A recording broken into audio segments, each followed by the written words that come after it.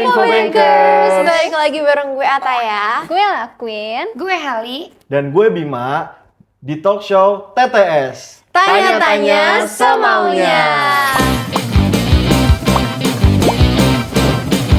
TTS, tanya-tanya semaunya.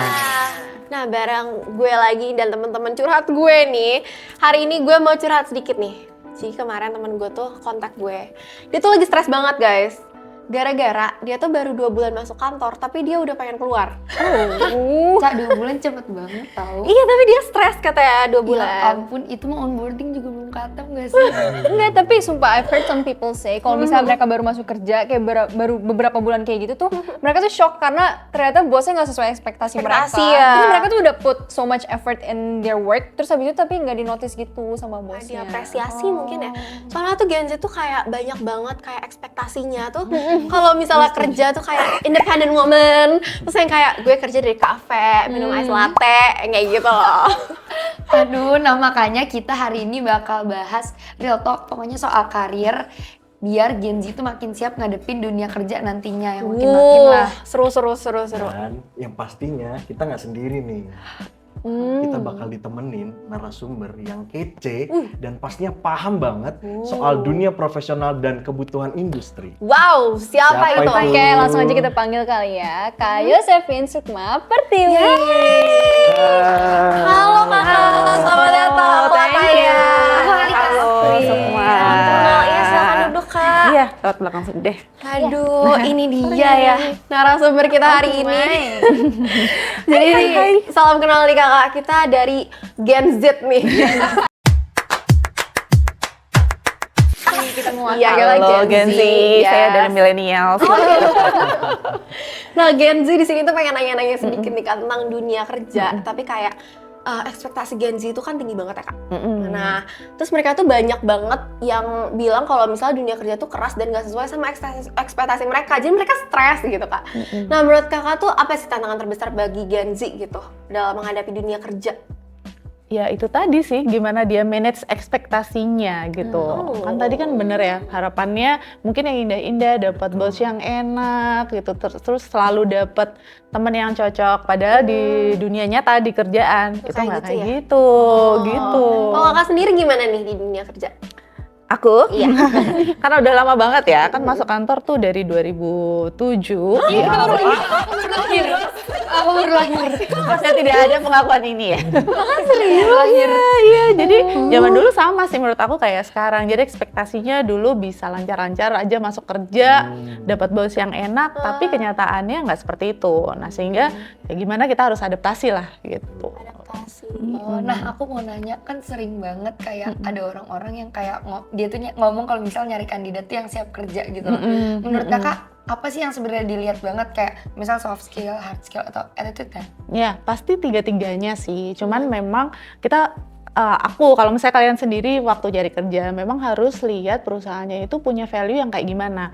Value-nya cocok nggak sama kita. Jadi kalau misalnya di kantor aku sekarang itu value-nya peace and fun. Jadi ada peace and fun, pursuit of excellence, terus agility, terus customer first, equal respect, sama yang terakhir fun. Yang didengar fun aja nih. Funnya doang. Kalau Gen Z kan ngincernya yang fun. benar. Kayak gitu. Jadi teman-teman harus memang lihat perusahaannya punya value yang sama nggak sama yang kita punya sekarang. Jadi kalian akan adaptasinya lebih cepat. Tapi kan nggak semua Gen Z nih ya tahu apa yang harus dicari. Jadi kayak kakak tadi bilang, cara kita harus adaptasi, kita harus nyesuaiin sama perusahaannya juga. Gimana nih cara kita tuh Gen Z, ini perusahaan cocok nih sama gue, ini enggak nih gitu. Kan sebenarnya kita punya ekspektasi tinggi nih karena kita udah kebanyakan makan sosmed. Ngeliat konten kreator kerja, enak, masuk jam 9, istirahat sampai jam 2. Tinggi banget kan? Kerja di kafe, laptopan. Laptopan. Kenyataannya kan nggak semua yang indah-indah. Betul. Maksud saya gimana nih cara kita biar tahu dulu gimana environment sebuah perusahaan yang cocok nggak sama kita tuh gimana?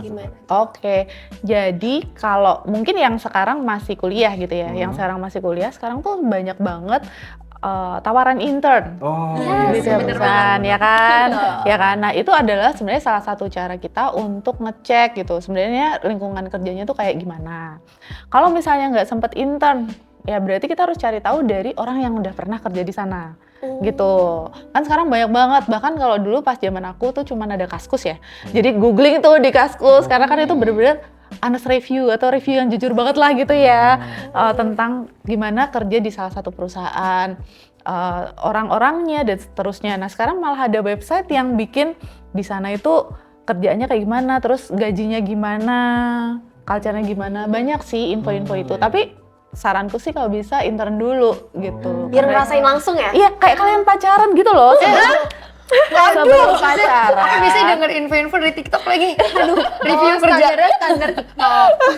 Standar TikTok kalau Standar gitu tuh. TikTok, iya. Gen Z nih guys, standar TikTok kayak gini nih. Ya kalian pacaran kan sebelumnya mau kenalan dulu kan? Oh iya, temenan dulu sih. Iya, Temenan dulu, gitu. baru ya Ada step pacaran. by stepnya. Iya, Gitu.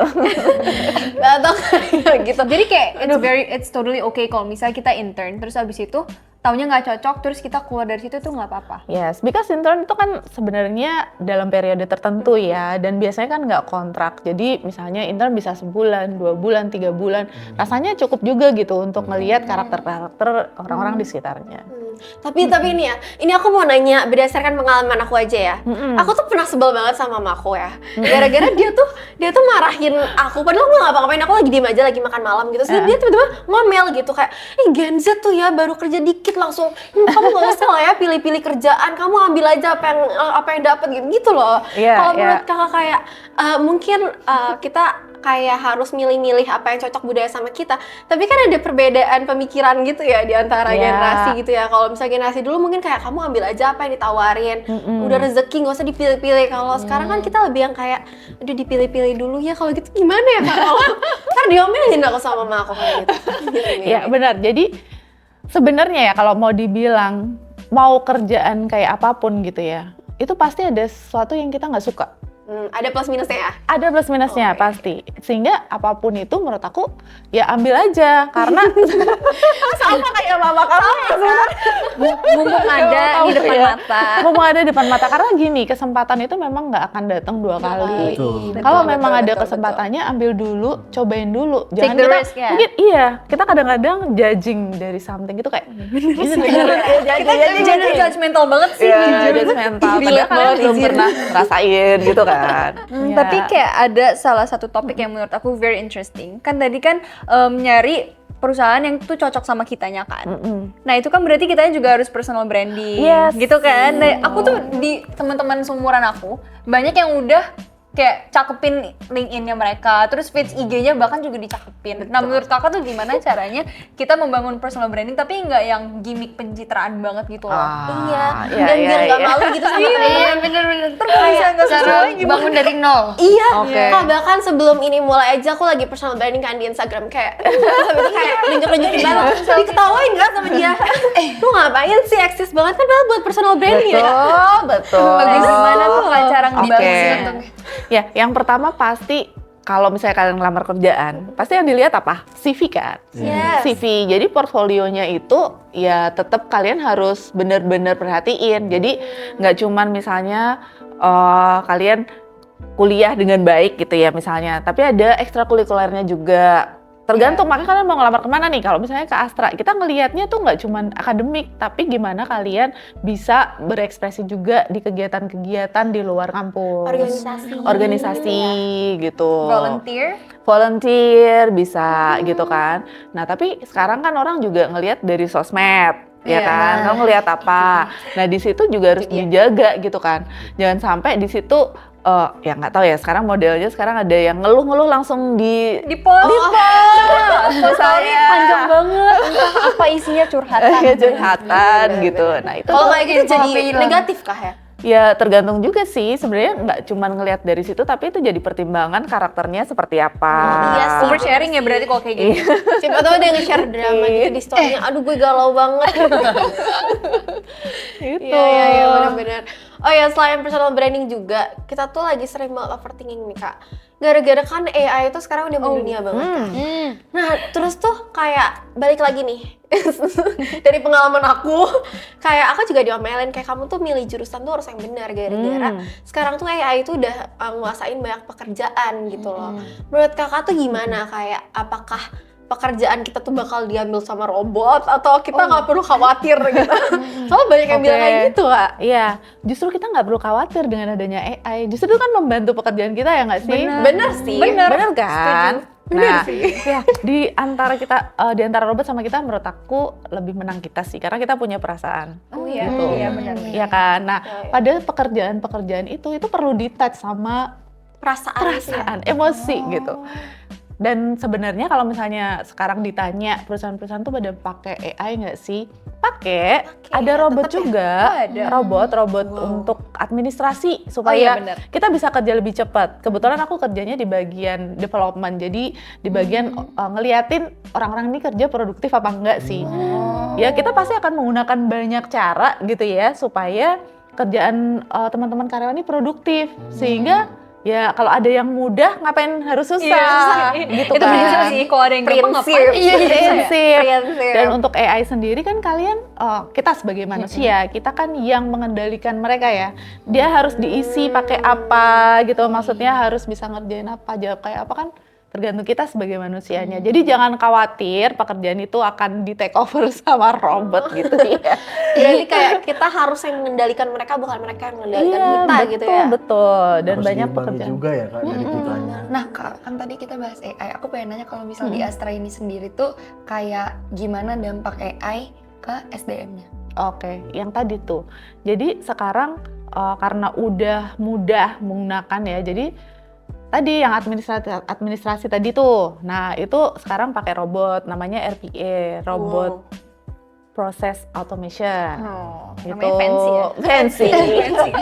Tapi berarti kalau kayak gitu udah nggak ada administrasi Masih manusia. ada, justru masih ada. Masih. Jadi kan itu memudahkan pekerjaan Oh, kita hanya aja. dibantu Gitu. aja ya? Mm. Wah, Jadi enak misalnya ya. dulu nge-input 10 menit, sekarang cuma 1 menit. Jadi orang iya, itu bisa membantu ngerjain. banget sih. Iya kan. Membantu banget. Jadi bukan diambil alih secara keseluruhan, hanya dibantu aja. Iya, ya, Kak? dibantu Oh, gitu. iya. Tapi malah jadi lebih efisien ya. Iya, jadi orang itu malah bisa ngerjain yang lain lagi gitu kan. Jadi orang-orang bisa mengerjakan pekerjaan yang lebih berkualitas lagi dibanding input. Nah, terus juga kita mau nanya sedikit nih kayak tentang kesalahan-kesalahan fresh graduate. Iya, aku pengen nanya kayak kalau boleh jujur kesalahan yang paling sering dilakuin fresh graduate itu apa deh? Apa ya, mungkin gini sih ya, tadi yang pertama pasti karena nggak mau nyoba dulu gitu kan. Terus kalau dibilang Gen Z terlalu cepat menyerah, kalian terima minder sih, Iya. Tapi kalau misal kayak kesalahan tapi yang bikin perusahaan tuh secara nggak langsung jadi ragu gitu loh sama kualitas Oh, kita. oke. Apa ya, mungkin gini sih, yang malah tadi disebutin Bima di awal yang nggak mau speak up gitu. Justru kita tuh berharap teman-teman yang Gen Z ini pasti punya ideas yang berbeda sama kami Gen Para mungkin yang tertinggal milenial. sekarang milenial dan X ya. Gen X. Sehingga justru itu teman-teman tuh jangan diem aja, intinya gitu. Jangan diem aja dan tidak mau berubah. Nah, itu kesalahan yang buat bikin kita ragu sebenarnya pada saat probation ya. Kita ngeliat teman-teman itu dari situ. Gimana cara kalian mengkomunikasikan apa yang kalian pikirin. Terus gimana kreativitas kalian gitu ya. Terus habis itu ya kalau misalnya dikasih masukan harus mau berubah. Harus mau diterima ya. Iya, Kak? kalau misalnya udah dikasih masukan tapi kalian tetap begitu aja.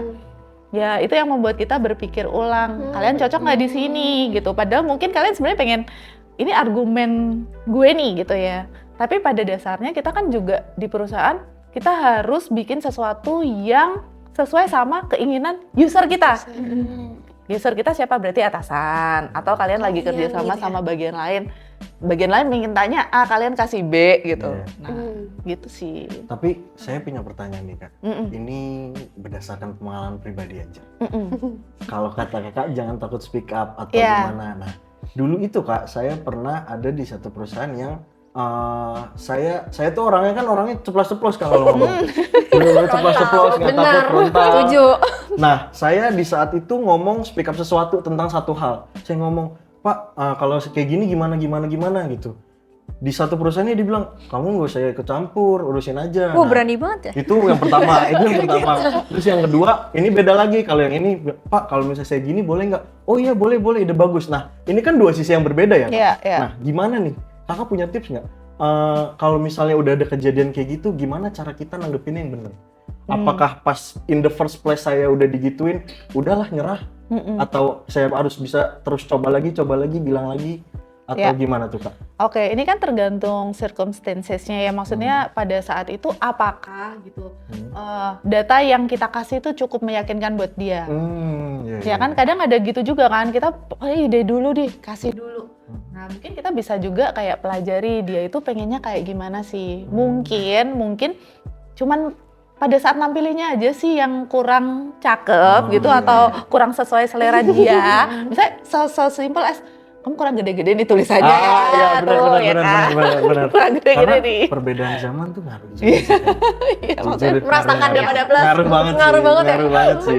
gitu. Jadi ya selera kamu tampilin sesuai selera dia gitu. Ini bagus nih Kak insight-nya buat teman-teman fresh graduate. Kalau misalnya dia takut gimana nih caranya? Oh, katanya kayak gini-gini. Nah, Iya. gitu. Jawabannya butuh nih. Ternyata berdasarkan pengalaman pribadi. Iya.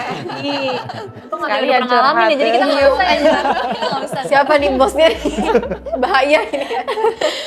Oke, ngomongin soal itu juga nih ya. Kan mindset tuh berarti penting banget ya Kak. Ya. Tapi banyak anak muda tuh yang cepat burn out gitu loh. Dan gimana caranya mereka tuh tetap kayak semangat upgrade diri sendiri gitu tanpa mereka burn out atau stres kayak gitu kan. Sekarang udah banyak banget yang ngomongin soal mental health juga kan ya. Itu gimana kalau misal dari sisi kakak atau dari perusahaan itu gimana? Oke. Kan sekarang udah banyak denger juga work life balance ya. Iya, Ya kan? work life balance. Ya kan? Tapi sebenarnya harusnya itu mungkin work life harmony. Iya kan? Maksudnya kata-kata baru. Harmoni Apa ya kan? Jadi kita memang ya harus mengintegrasikan pekerjaan kita sama kehidupan kita gitu.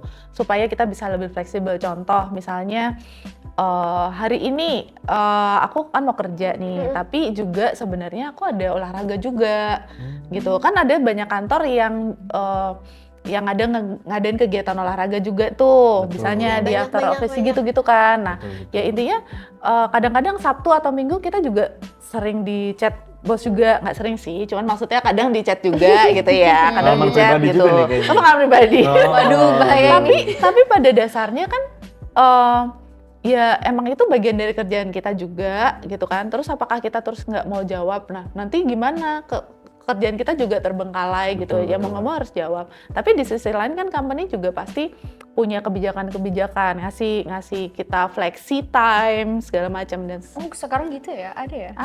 ada kayak gitu. Nah jadi menurut aku ya memang kita udah nggak mungkin hitung-hitungan lagi gitu. Maksudnya aku kerja dari jam 8 sampai jam 5 Nanti Abis setelah itu udah jam nggak 5, mau bales. dia tuh nggak mau Itu balas dia. gitu. Ih, bener Nah, loh, itu- Kak. nah itu kan jadi sebenarnya menghambat kerjaan kita sendiri sih gitu. Jadi pinter-pinternya kita gimana caranya ngatur waktu. Tapi yang pasti supaya nggak burn out ya jangan kerja terus sih emang. Tapi Sering kayak banget. jangan bawa stres gitu ya. Iya, sebenarnya stres tuh penting loh. Iya ya. Iya, kan Oh, karena baru dengar, baru iya dengar. dong. Stres itu penting. Karena stres Selama itu ini aku kira mengganggu, mengganggu ya kan. menghancurkan. Asal bisa di manage, stres Oh, itu tuh iya, penting. Karena kita butuh stres untuk kita bisa berusaha.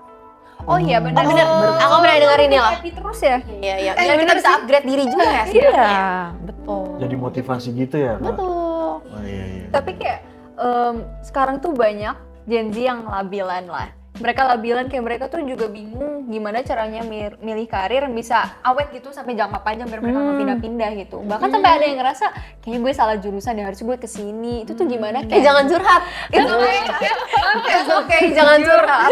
Nah jadi kayak gimana gitu caranya biar kita milih karir itu yang jangka panjang. Jadi kita nggak akan pindah-pindah lompat-lompat kayak kutu loncat gitu. Kutu loncat. Iya, Oke. kayak gitu. Gimana ya caranya sebentar? Sebenarnya kalau misalnya tadi bahas yang pertama salah jurusan. Iya. Menurut aku nggak ada yang salah gitu.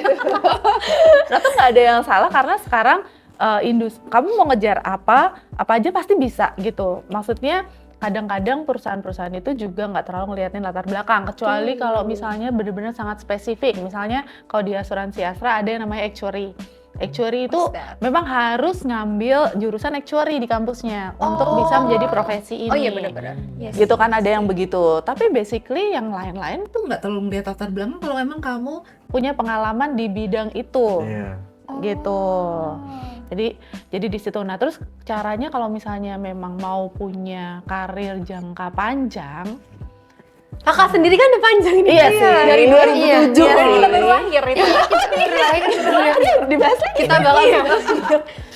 jadi kalau aku lebih ke aku cari apa gitu. Karena kalau aku lebih cari suasana kerja dan kantornya pas.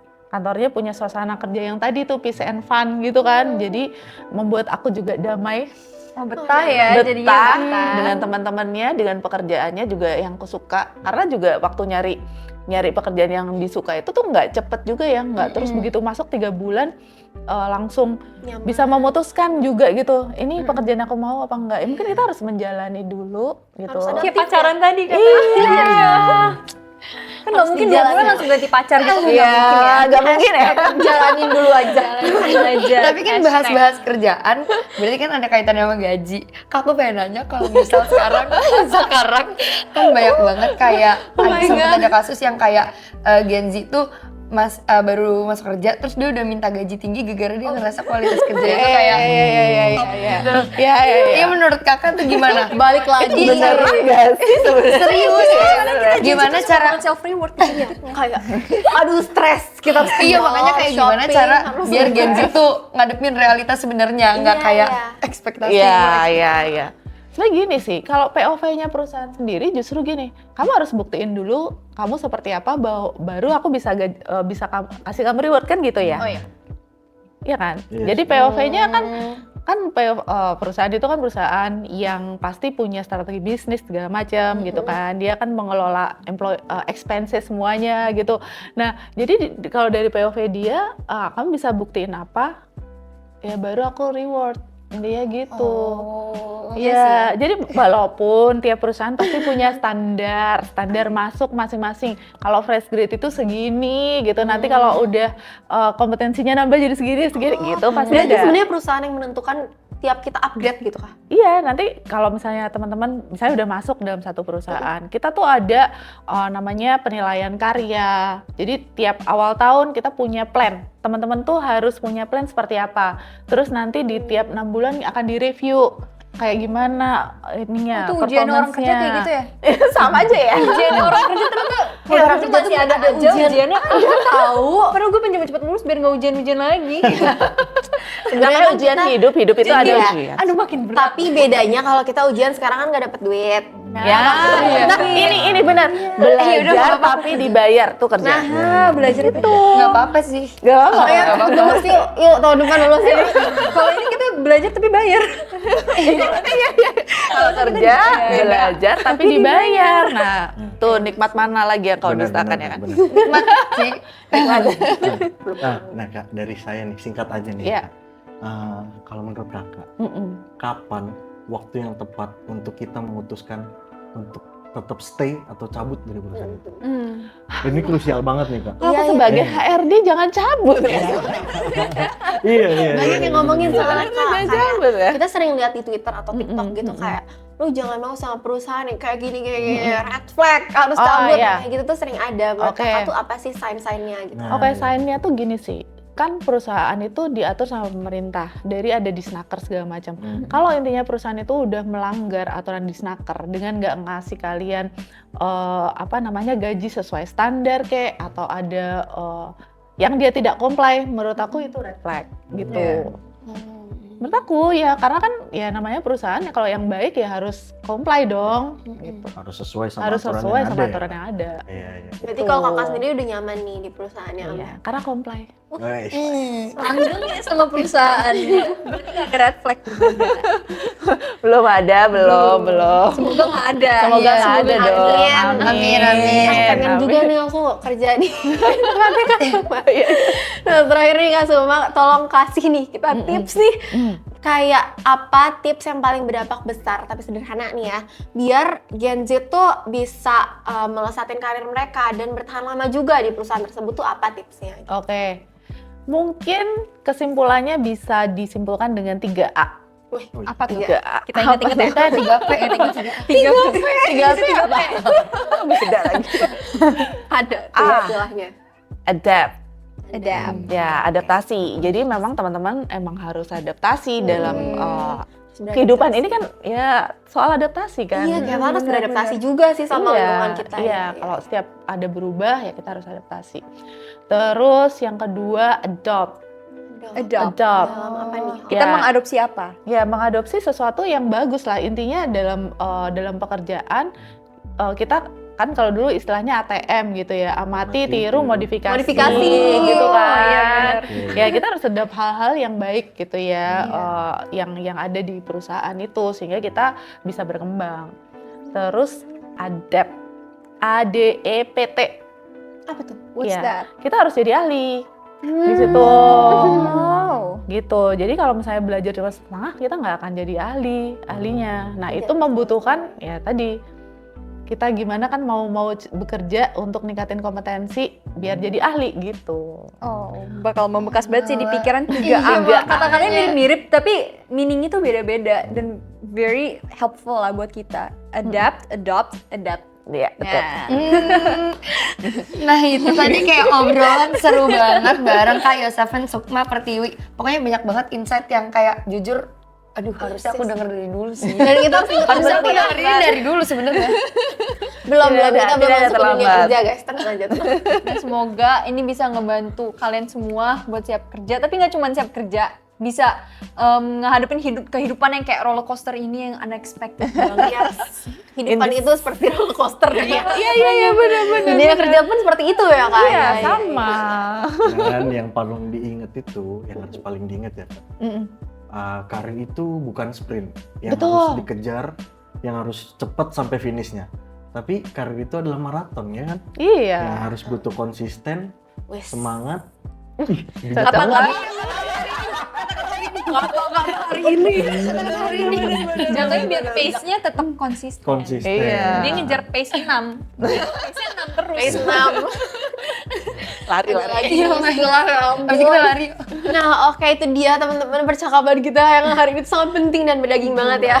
Aku pengen ucapin thank you so much buat Kak Sukma ini. Thank you Kak. Sama-sama gensiku. Yes, biar kita Genzi juga makin tahu ya. Ini beneran penting banget teman-teman. Jadi itu dia buat percakapan kita hari ini, dan buat teman-teman yang ngerasa konten ini penting, jangan lupa buat di like, subscribe, dan juga di share ke teman-teman kalian yang Gen Z nih yang harus tahu. Dan juga jangan lupa komen, kita harus bahas apa lagi nih yang penting. Itu dia. Dadah. Bye bye. TPM, tanya-tanya semaunya.